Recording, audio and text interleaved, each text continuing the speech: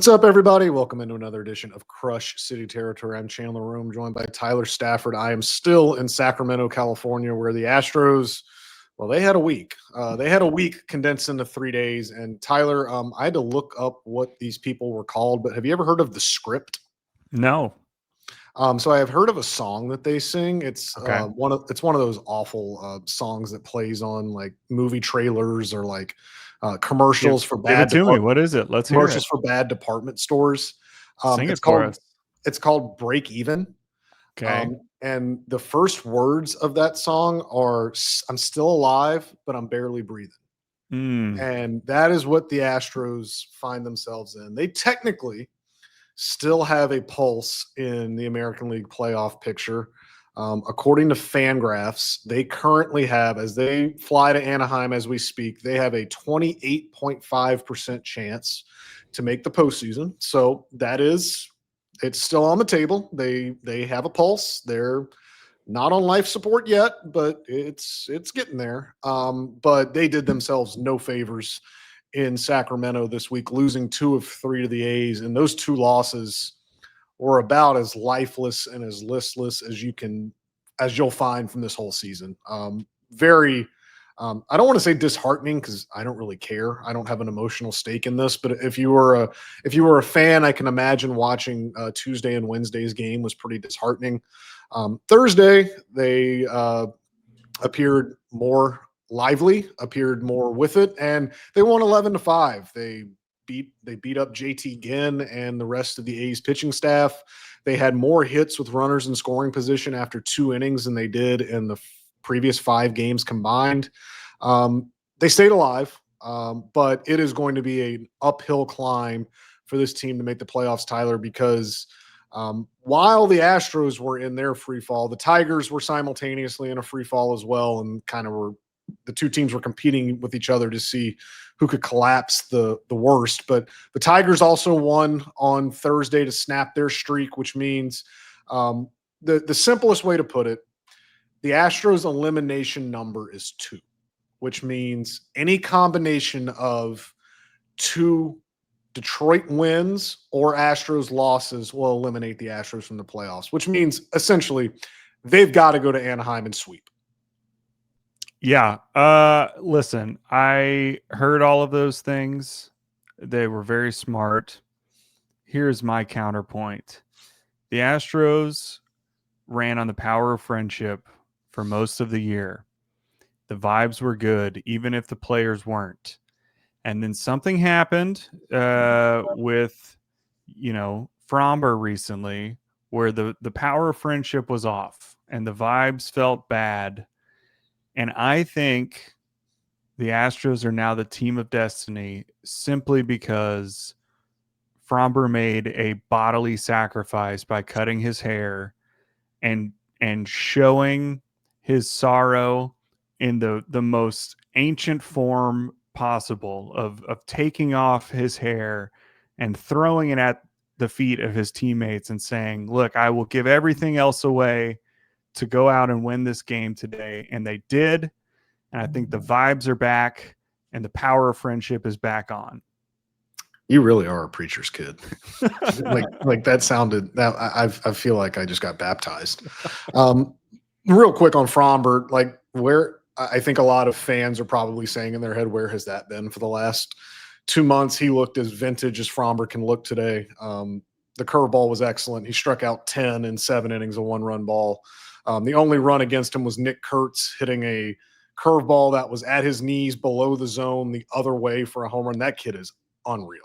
Yeah, I am terrified of that man. I have already made the mistake of looking up when he would not be on the A's anymore because he's not going to make it to free agency. They're going to trade him in like ARB1 or ARB2 at some point. So I was doing the math of like, I think there's like 4 more years of this guy just hitting a home run every other at bat against the Astros. Yeah, so he was the only blemish on Framber's line today. There was a point there where he was rolling so good that I kind of thought he was going to finish that game himself. He was efficient. I think I counted 5 of his 10 strikeouts or 3-pitch strikeouts. The curveball was exactly what it needed to be. He got 21 swings on it and generated 13 whiffs. That has been what has been missing for the last month and a half, 2 months, is he didn't have feel for his curveball. And when he doesn't have feel for his curveball and doesn't have guys swinging at it, it just lessens the rest of his arsenal. 10 ground ball outs today, 10 strikeouts. That was everything that the Astros needed.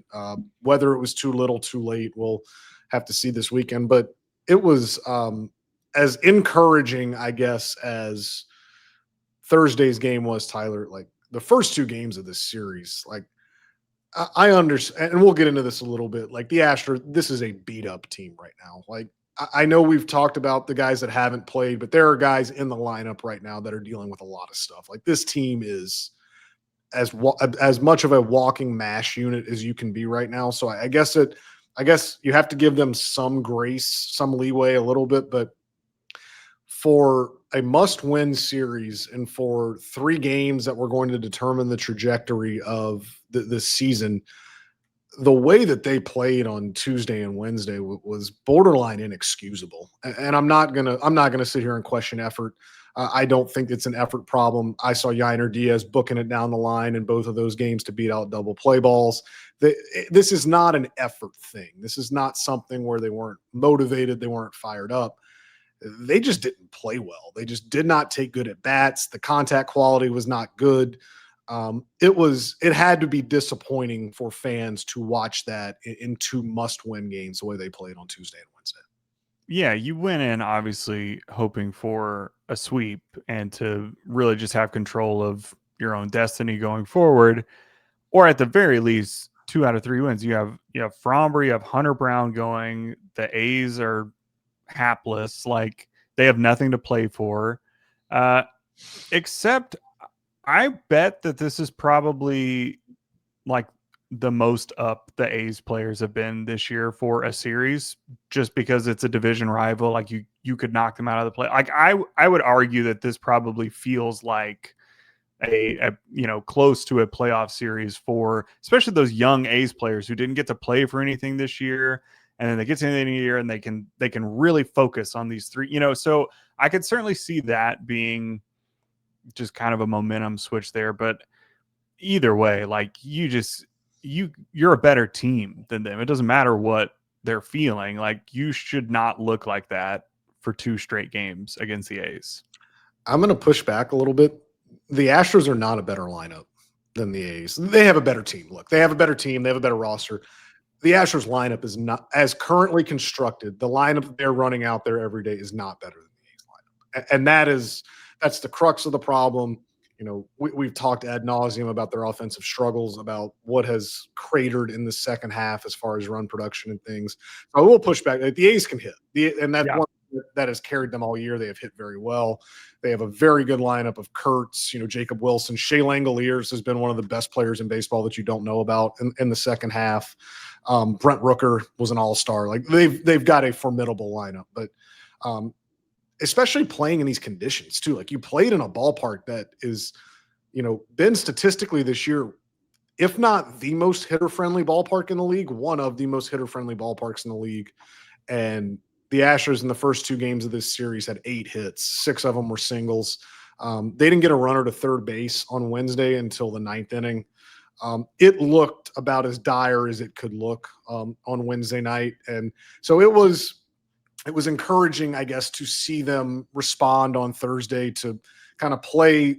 That's probably the best they can play given their limitations at the moment. But they have put themselves behind the 8 ball because, like you said it, Tyler, they have forfeited the ability to control their own destiny.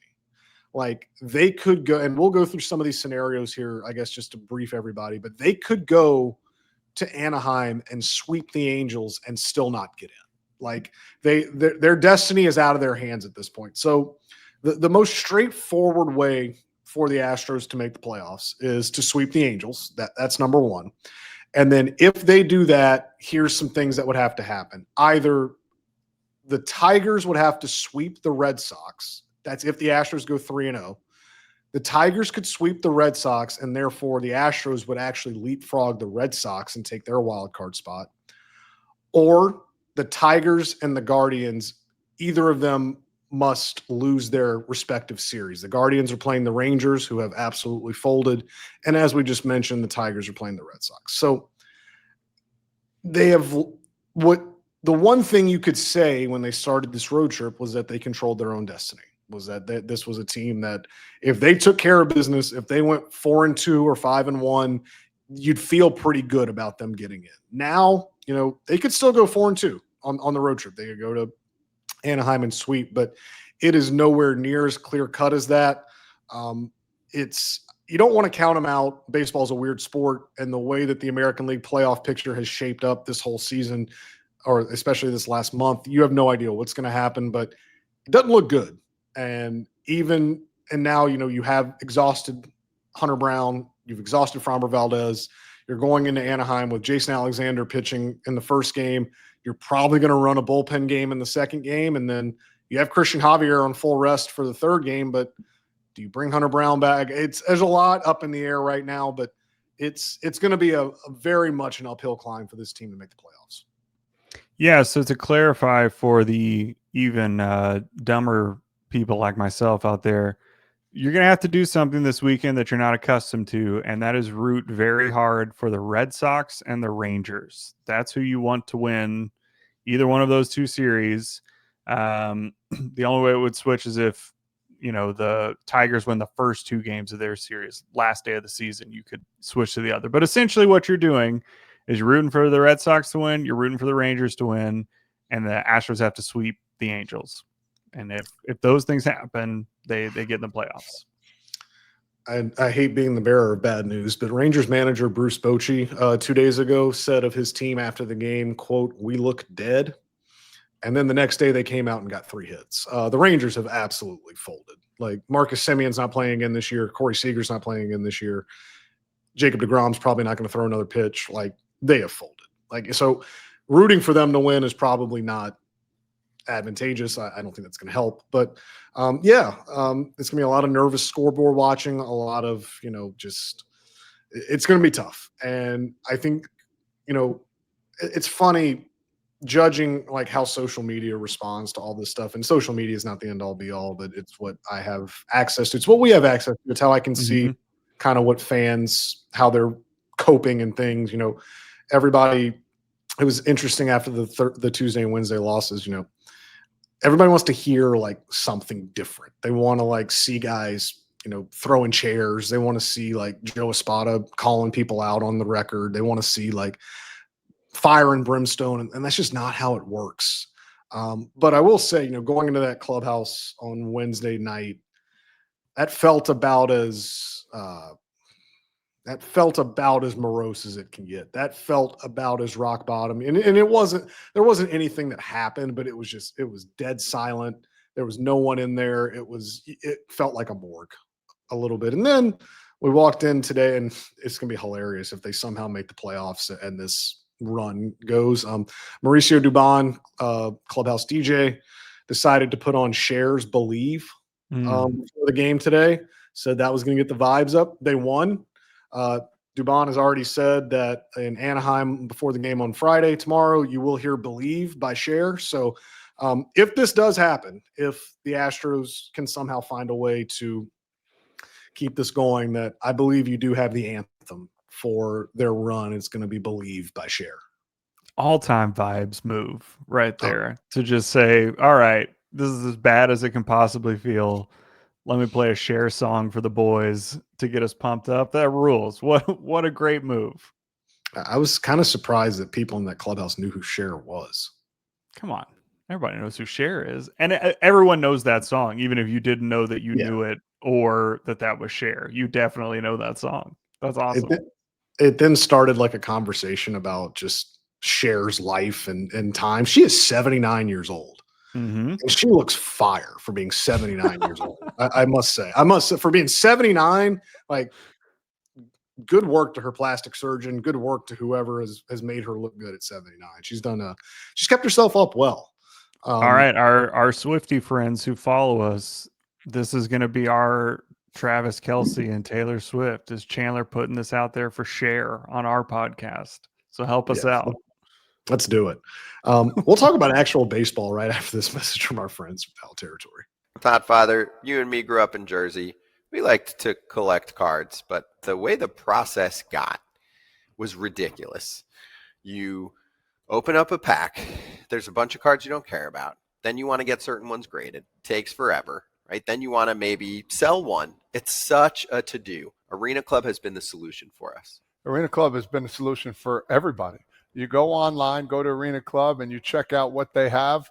Put a little cash down, and you might get one of the best cards that you've ever seen in your life, an autographed card. And guess what? If you don't like the card, easily you could sell it back and make a little cash. You never know what to expect. It's a cool way of doing it. You're going to get a surprise every time. And if you're into cards, this is something you really need to get into. Right now, you can get 20% off your first slab pack or card purchase by going to arenaclub.com/foul and use code FOUL like Todd Father's talking about with those slab packs. Every pack has a grail that's at least 20x the price of the pack. Check it out.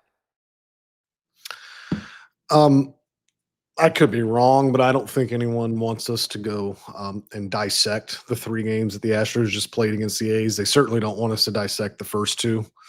But a couple just kind of more broad themes stood out this week. And we talked about one of them before, but the Astros trade deadline just continues to age as poorly as a trade deadline can age. And I thought, and I wrote about this a little bit on Wednesday when it happened. I thought it was pretty ironic that Josh Naylor is the guy for the Mariners to hit the double into the gap on Wednesday that won them the division. Did that win the division or did that win the playoff spot? I don't know, whatever. But Josh Naylor had a huge hit in that game. It was Tuesday, and it was a game that clinched the Mariners a playoff spot. Josh Naylor hit a ball into the gap, 3-run double, go-ahead double, clinched the Mariners a playoff spot. At the same time, Jesus Sanchez emerged to pinch hit in the 6th inning of a must-win game. A game that was started by a left-handed pitcher for the A's, but Joe Espada still had a left-handed hitting outfielder in his starting lineup that day, and it was Zach Cole, the rookie who was playing in his 10th major league game. I don't want this to turn into a Jesus Sanchez bash session.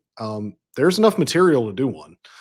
Don't get me wrong, but his performance it's reached a point where I'm not sure that he can see the field this weekend in Anaheim. I think as long as the games matter, as long as there is stake in the games, I think it's reached an untenable point. The at-bats look uncompetitive.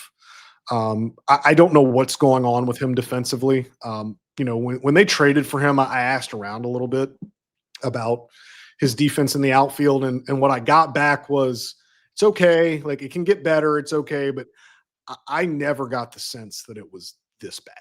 And I'm not even talking about like bad routes to balls, about like, it's basic stuff. And I guess I can try to throw him a life preserver here. Like, the 2 balls that he didn't field on Wednesday, it was raining at the time.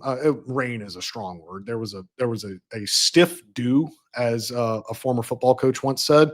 There was a stiff dew coming down in Sacramento, and it was the conditions were not ideal, but those are 2 just ground balls hit right to him that he didn't field. It's been a unmitigated disaster. Their trade deadline, especially when you compare it to what the Mariners did. And I'm not here to say that the Astros could have gotten a Eugenio Suarez.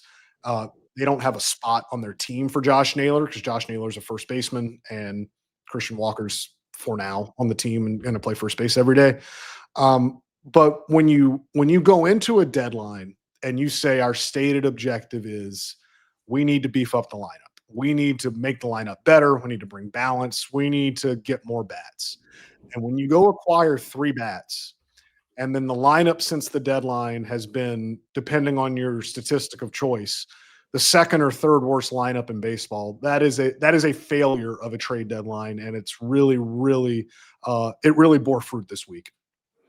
Yeah, I mean, I agree that none of the acquisitions have looked good, aside from Carlos Correa, who we have decided does not count as a Dana Brown trade because I don't think that's how that trade happened. So everything else has just, like you said, just been a disaster. I don't know that there were better options for the Astros specific needs at the trade. There's not like a 1-to-1 where it's like Right. the Astros traded for this outfielder and this other outfielder just like went off in, there's not like comparable people who were moved at the prices that they were moved at. Obviously, like you could have gotten like Mason Miller or whatever, and that would have really helped your bullpen, but that's not the same thing. I'm talking for, what the Astros were able to give up and the needs that they had. I just don't know that there was anybody that you could look to, now Jesus Sanchez has been actively worse than just about any other player. So you could argue just not trading would have, been better, but you don't know that at the deadline. You have a need and there's somebody available. So I get the moves.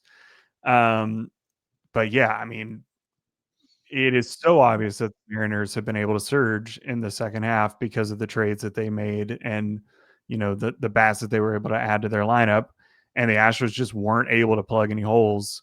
And we knew they were kind of above where they should have been before the trade deadline. And I think you're really seeing what they actually were the whole year. They were just playing better for a month.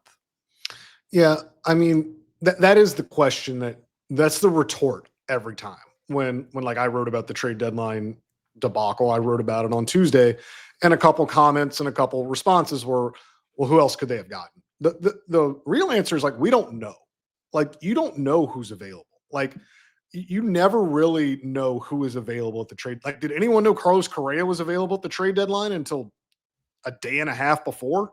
Like, we don't know who really was out there. And I hate to be so flippant, but like, that's not my job to know. Like, that's the job of the baseball operations department. Like, you call around and you can find guys that you feel like fit your mold. And everyone knew what they needed, right? They needed help on the infield because Isaac Paredes was, at that point, you thought he was not going to come back. And they needed a third baseman or someone to help fill in on the infield. And they needed a left-handed bat. And they fulfilled, like, they got that profile. But you do wonder, like, what else was out there? What else did they check in on? What else, like, who else could they have done? And there's no guarantee that if they would have traded for someone else other than Jesus Sanchez, that it would have worked out better, or if they would have traded for someone better than Ramon Urias, if they would, actually play that person more than Ramon Urias is playing. And Carlos Correa has been very good for this team since the deadline. Like, I think it's what makes calling the deadline a debacle. It's what makes calling it difficult, is because he has been one of their better players since coming over in the trade. But I look at it too more from a long-term roster standpoint. You added 3 more years of Carlos Correa at a very, very hefty price, even if the Twins are eating some of the money. And then Jesus Sanchez, as we've talked about, is 2 more years of team control. Ramon Urias is not a rental either. So now you've got future rosters impacted. And I think, if you've listened to this podcast or if you've read what I've written for the last 2 weeks, I think everyone's now coming to the realization that Jesus Sanchez probably isn't long for the Astros. Like, it is a non-tender situation, or it is a possible trade situation, because I know what you've seen for a month and a half doesn't reflect it, but he does have trade value. And he was a really, really good player in Miami before he came over here. He's been a good player in his career. They could get something for him if that's the route they choose. But it gummied up the rosters for the next couple of years to the point where it's going to make some offseason decisions even more difficult. So, and it should be noted too that Eugenio Suarez and Josh Naylor are rentals with the Mariners, and they had to give up. They had to give up a good bit to get those guys. And I will, as everyone knows, the Mariners have a better farm system than the Astros. They had more to give, they had more to offer, and that's why they got those players. But this is a results-oriented business. This is a results game. This is not a, you can do all the revisionist history you want of like, oh, well, they could have gotten, like, no, like, this is who they acquired, and it has not worked at all. And it's to the point now, Tyler, where like I said earlier, I don't think Jesus Sanchez can see the field against the Angels unless it's a pretty unique situation, or it's, they're eliminated already and the games don't matter. I'm not sure he's at a point now where you can let him take at bats in meaningful situations. We should do more segments where you just get mad at the comments in your articles. That was great. That was a wonderful monologue. I hadn't. You're correct to think of it that way. Of you don't know who's available. There's all kinds of people, that are kind of available for the right price. You have to identify. Did anyone in 2019? Did anyone know that Zach Greinke was available until the Astros literally acquired him? Like, this happens every deadline where there are guys that you don't know about that, and it's not even like big name guys. It's not even guys like Greinke or guys that are home or household names. It's, when a team starts selling off, you start calling. Like, if they're open to moving one guy, they're probably open to moving a bunch of guys. So that's a fallacy to me, that like, oh, like who else could they have gotten? Well, you don't know, because like, you don't know who's available. Yeah, no, you're right. And it, like you said, Jesus Sanchez is not on this team. I would say basically effectively now. Like, you're right. I don't think that he's playing anything meaningful with, as much as Zach Cole has shown. Altuve has to play the field every day because Paredes is a DH, so that's going to take up another outfield spot for the most part. Then you have Cam Smith. Like, yeah, he's effectively, I would imagine, not really a part of the team anyway. So yeah, rough trade deadline. And now you look and there's a million holes. You could have picked anybody. It doesn't really matter. If you are capable of hitting the baseball, the Astros would take you at this point. Yeah. And like I said, it's not all like everyone wants to point to one thing. Like, when this season is over, we will do a more proper postmortem, or conduct like a virtual autopsy on this season when it is officially over, maybe as early as Sunday night. We will do that. As long as they have like meaningful games to play, I don't think it's prudent to like just start dissecting what went wrong, how it went wrong, things like that. I know it feels like it's over, but as long as they got innings to play, like, anything could happen. So we're not going to go into everything of like, this is why it happened, but it's not just the deadline. Like, they played this week. They played these 3 games without Yordan Alvarez, who as of today is still not doing baseball activities. I'd be stunned if he shows up in Anaheim or if he does anything baseball related in those games. And then Jeremy Pena did not play in any of these 3 games either. He spoke to us before the game today and revealed that he does have a left oblique strain. MRIs revealed that he's got a strain.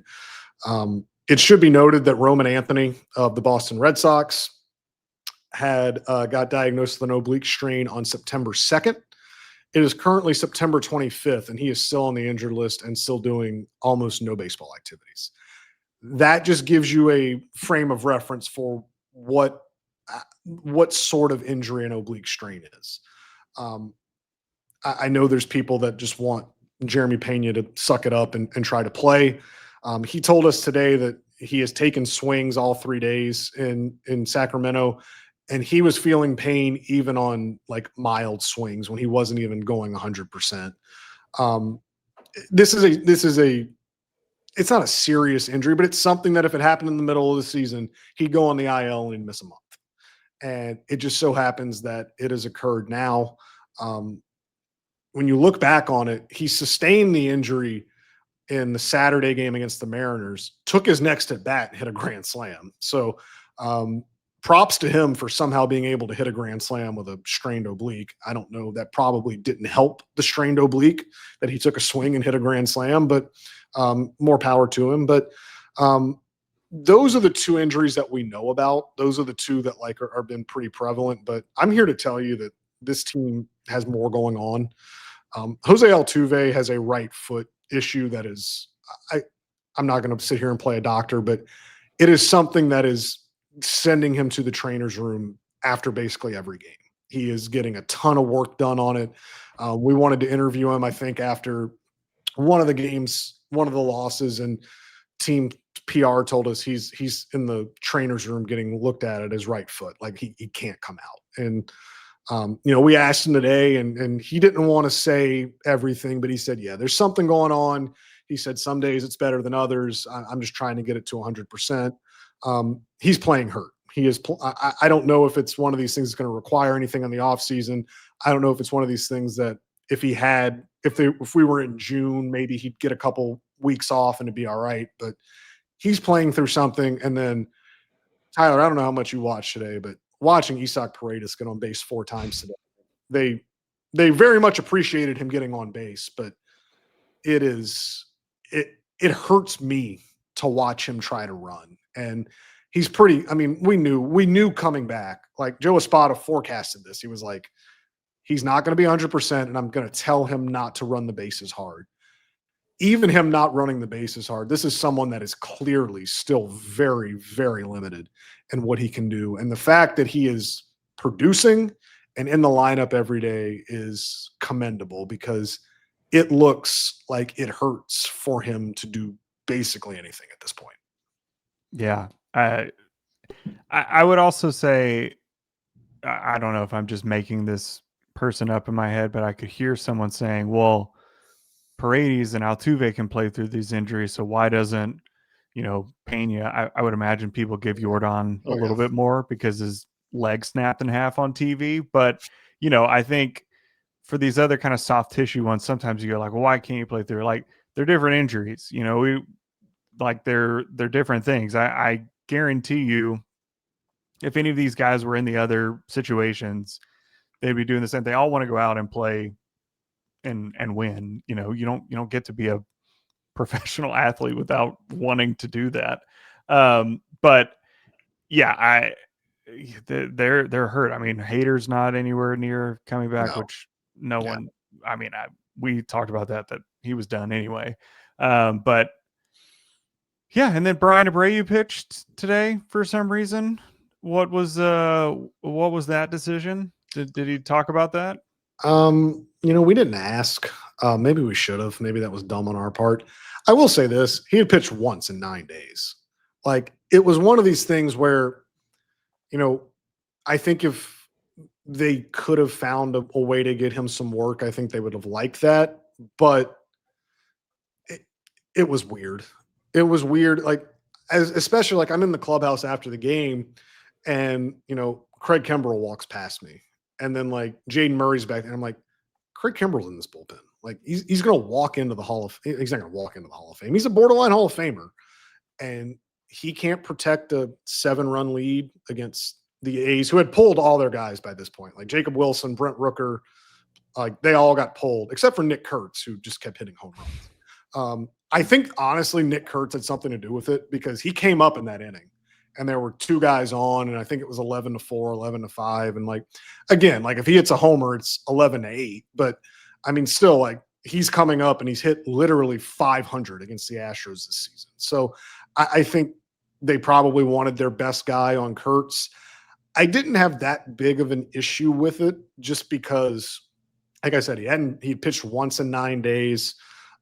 They have to win the game. Like, if you lose this game, and again, they were up however many runs they were up, it was very unlikely that they were going to lose. But I don't want this to be taken the wrong way, but my job's not on the line. And I don't think Joe's job's on the line. And maybe we'll get to that in a little bit, but I don't think he's managing for his job. I don't think it's one of those situations. But if I'm in that dugout and if I'm on that coaching staff, I'm like, I'm doing everything I can to win, and I don't care what the score is. Like, I'm getting this win. It's in my hand. I understood it from that perspective. But yeah, like, if they've got to use him the next 2 nights in Anaheim, and then the 3rd night in a row he blows up, then you can look back and really, really question why that happened. Yeah, I think you could also say, he, like you said, he hadn't pitched in a while, so it's almost like better to, if you had a discussion with him, or like, this is a tune-up to like get right, those types of things. And I mean, you've got outs to work with here. You're fine. there's not the pressure on you. Just you hadn't pitched in a while, like go get back in the rhythm of it so you're ready for the next day. And you just think, you know, you use him until you can't, basically. I mean, he's going to be used anyway. So, but yeah, that was interesting to see him come in. So we'll see if it ends up mattering. But yeah, I was not expecting to see Brian Abreu in the 9th inning. Yeah, I mean, he threw 12 pitches too. So yeah, like, well, it's not, but he could have thrown 30. Right. I mean, I get it, but like hindsight being what it is, like, but I get it. He threw 12 pitches. Like he's actually trending, like in terms of his career usage, he's actually like not anywhere near like his like bigger career use like seasons. So like if anything, he's probably more like well rested and kept this year than he ever has been in his career. So if they're, and again, they've got to win these games. Like you've got to use your best guys to make sure you win the games. And I get the score was what it was, but I don't necessarily agree with the decision, but I completely understand the rationale and where Joe and the coaching staff are probably coming from. Is that like if we lose this game, we are effed. Like very, very, very effed. Like we've got to get this win. I don't care what the score is, what the situation is. I'm going to my best guy to get the win. So that's what they did. You know, you look at what's ahead, you look at kind of what's coming ahead. You've got the Angels who, and I want to caution everyone that we said this about the A's. The Angels are awful. They surpassed 1,600 strikeouts as a team today. Good for them. I think they're the 5th team in Major League history to strike out 1,600 times in a season. Where were the 2013 Astros at? That's your department. They have to be up there. That must have been one of the higher strikeout seasons. They had 1,535 strikeouts. Okay. As a team. Good Lord, the Angels are terrible then. They are. That like, was the worst lineup I have ever seen. The Angels have given up. Like Mike Trout still exists. Like Zach Netto's a fine player, but like they are awful.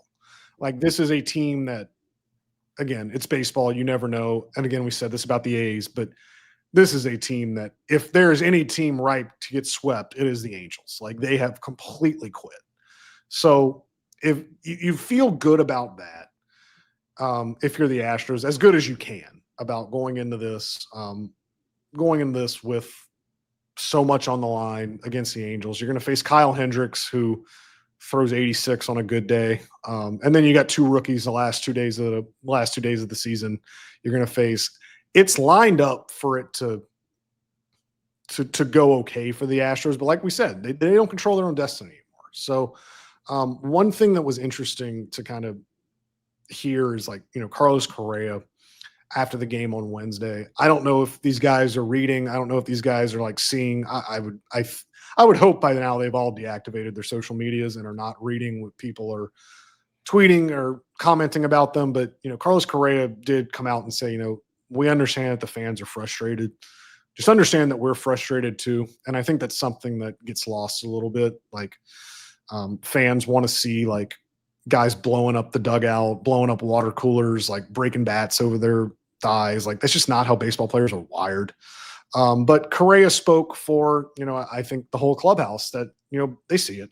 They know what's being said. They know the narratives. They know that a lot of people have basically written their obituaries and not that that's unfounded at this point, but Correa said that, you know, they see the fans' frustration. They want people to know that they're frustrated too. But Correa has been, we talked about, you know, how bad the deadline was. He's been one of the few bright spots of their deadline, but one of the few bright spots of the second half, really, just offensively, been one of their most consistent guys.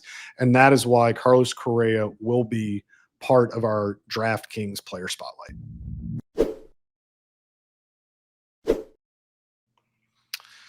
Tyler, you know, Correa being, these are the times when they need Carlos Correa, right? Like this is why you get him. You get him when S is hitting the fan, when things are not going well. He's the guy you turn to. He's the guy you look at, and he's the guy that can be that calming presence. He's the guy you want up in clutch situations. I know it hasn't quite manifested that way a bunch since he's been here. But if they're going to do anything, if they're going to keep this run going, Carlos Correa is going to be in the middle of it. Man, it is good to have Carlos Correa back on the Astros. You need a guy that can be the leader in the clubhouse to say, like, yeah, we see these things, we get it, we're frustrated too. Like, that's the perfect thing to say. That's such a leader move. I mean, like I've been saying, that he needs to retire an Astro. I don't want to see him playing for another team. I think there's something like special about having him in the clubhouse. And I think you need a little Mauricio Dubon sprinkled in too to play share. I think that's a perfect balance of vibes in the clubhouse. And yeah, I mean, I think you see the Astros go on the road to a team that, you know, like you said, is not very good in the Angels. They have given up. The Astros should be able to go in there. But you also have a guy like Correa who has gone in, beaten the Angels a lot, wearing an Astros uniform, and knows how to guide a team. You know, you don't want to be too lax and just go like, you know, go out there and just, you know, whatever, have fun. But you also don't want it to be so much pressure that like everybody's shaking. And I think Correa provides that perfectly. He does. And, you know, he's a guy that the power is probably not going to come back to the point where it once was anymore. So if you are going on DraftKings, if you're going to the pick six, I would probably stay away from anything that have to do with homers. But, you know, his play discipline's been pristine since he's been here. Singles are up. So I would look for, you know, maybe some hits if it's got more or less of one hit. You know, Kyle Hendricks is not great. He's a veteran. He knows how to pitch. He's been around for a while, but the velocity is not great. He's given up, you know, he's allowing something like, I don't know, like almost 10 hits per 9 innings. So the more on Correa's hits is probably the way I would go. If I was betting, I don't bet on baseball. Why would I bet on baseball? Because I work in baseball. But you should go to DraftKings pick six. You can pick more or less, get anything like that. And it's also, of course, what is it going to be, week 4 of the NFL, and the Texans are already out of it, which a Houston tradition. Okay, rude. You can, you know, find, maybe they have a bet on which hat CJ Stroud will wear to cry in after the game. You can find that, or you can do whatever you want this season. Play your player instincts. Download the DraftKings Pick 6 app now and use code FOUL. That's code FOUL. Play just $5 and get $50 in Pick 6 bonus picks. Make the call, ride the upside. In partnership with DraftKings Pick 6, the crown is yours. Gambling problem? Call 1-800-GAMBLER. Help is available for problem gambling. Call 888-789-7777 or visit ccpg.org in Connecticut. Must be 18 plus. Age and eligibility restrictions vary by jurisdiction. Pick 6 not available everywhere, including New York and Ontario. Void where prohibited. 1 per new customer. Bonus awarded as non-withdrawable Pick 6 bonus picks that expire in 14 days. Limited time offer. See terms at pick6.draftkings.com/promos. I forgot I was leading up to all of that I was going to say we're going to see a classic Correa double, which is the right center field gap. It's going to go back and like hit the base of the wall back there, and he's going to jog into second. We're going to see that one tomorrow. I was about to say, so find the one that was a double, but I got too lost in just thinking about the vibes Correa brings to the clubhouse. I laid you out to dry. I'm sorry. You're good. The Angel Stadium has been the scene of like some pretty epic Astros moments. In 2015, that was probably like the series that got him into the playoffs, right? The Jed Lowry homer off of Houston Street. Like that is a seminal moment of Astros fandom. Yeah. Like that was the biggest thing that had happened to the Astros in 10 years when that home run happened. So yeah, that was huge. Again, if there's a team, maybe absent the Rockies, if there's a team that the Astros I'm scared of the Rockies, I don't want to play them. The Mariners are not scared of the Rockies. Don't worry. Absent the Rockies, if there's a team that the Astros could have probably handpicked to play with all of this on the line, it would probably be the Angels, just given everything that's swirling around them. Again, that doesn't guarantee anything, but the Astros have they have the opportunity. They don't control their own destiny anymore, but if they go in here and win 3 games in a row, they put themselves at least in a position to it's there. It's there for them. They win 3 games in a row, then they can leave it in somebody's hands. And then, if they do get in, it would probably be a trip to lovely Cleveland to face the Guardians, who I'm still trying to figure out how they're any good.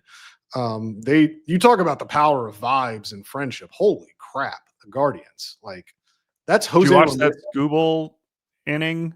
That was where he just gave up like 3 balls that went 13 feet in front of the plate and gave up 3 runs. I don't know how they're doing that. He was shook from hitting David Fry in the face. Yeah, but that was before though. Yeah. No. A lot of it came after. He balked. And I meant the pitch.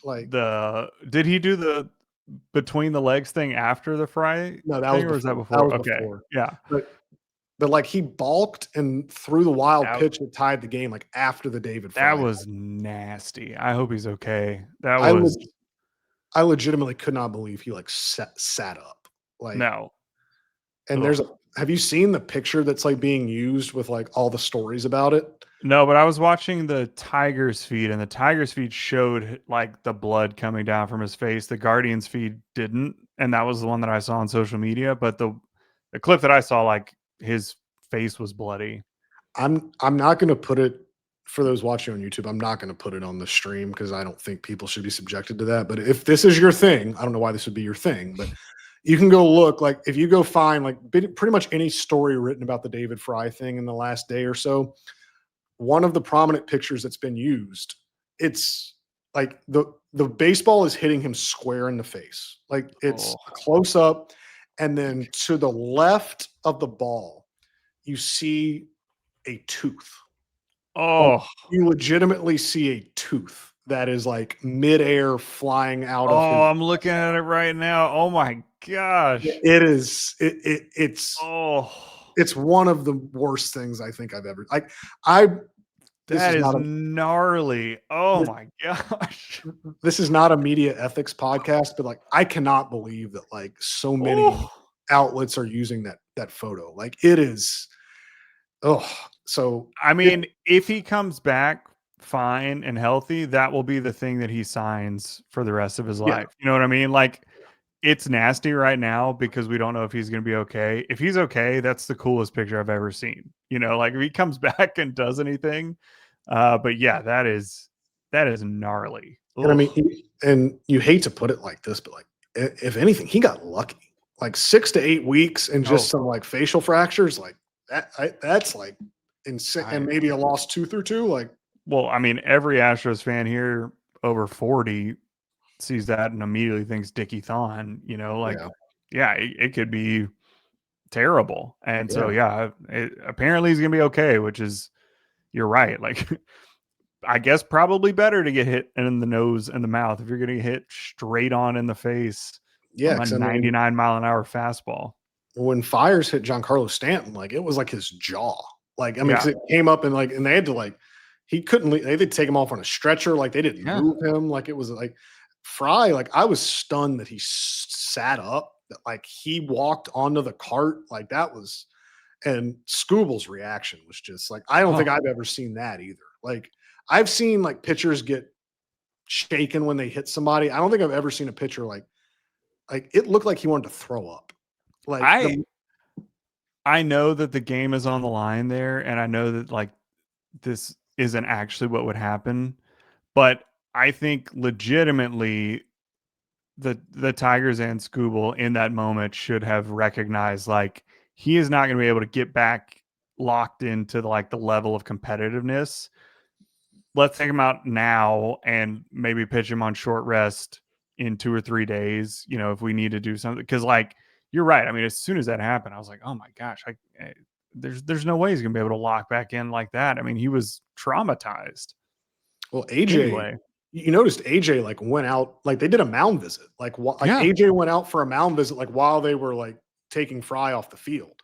And I assume AJ went out there to just do exactly what we're talking about now, judge to see whether this dude is mentally able to compete.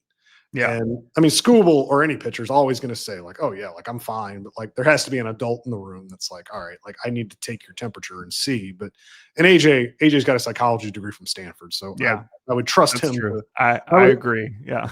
I would trust him to know that. So it's kind of weird too that the Astros playoff hopes do kind of hinge on AJ Hinch. Funny how baseball is a full circle kind of game. Hinch, And Alex Cora. Rangers, And Alex Cora. Bregman, Alex Cora. Like there's people everywhere that you're going to have to root for this weekend. And sleeper agents are going to be activated. What a sport. So it does. Only Charlie Morton were still there. Hey, he would have helped. Pitching for the Braves on Sunday, probably the last start of his career. Good, a good. I didn't know he got. Oh, that's good. Yeah, they picked him up, I think, to let him make his last start for his career. Charlie Morton. Oh, excellent human, A+ 80 human being. He plays guitar, right? I think he does. Yeah, he's a big Tyler Childers, Jason Isbell guy. Okay. Palmetto Rose used to be his walkout music for a long time. Great. When he retires, let's get him on and we'll just talk guitars the whole time. We'll talk music. The problem if we get Charlie on the podcast, it'll be a 3.5 hour podcast because you ask Charlie like the best problem I've ever heard. You ask Charlie one question and it's a 15-minute answer. What else are we going to talk about in November? Get him on. We could be talking about a lot because they've got a ton of decisions to make and a ton of different directions they could go this offseason. But for now, the offseason remains on the back burner because the Astros do have 3 chances this weekend to enhance what are, again, faint playoff hopes, but playoff hopes nonetheless. They're in it this weekend, and we will see how that goes. We'll be back with you on Sunday once the dust settles to either conduct an autopsy or to preview the Astros against Jose Ramirez and 25 other people you've never heard of in the Guardians. Until then, you can follow me on X at Chandler_Rome. You can follow Tyler at Tyler C. Stafford. As always, please rate and review us on Apple. Same on Spotify. You can subscribe to the YouTube channel so you can get notified anytime we post a new video. Again, we will be back on Sunday to discuss the fallout from the Angels series to see whether the Astros are in the playoffs on the outside looking in and where they go from here. But until then, we will talk to you soon. I just saw One Battle After Another in IMAX in theaters. It ruled. Go see it and tweet at me so we can talk about it because I want to talk about that movie with people. Bye.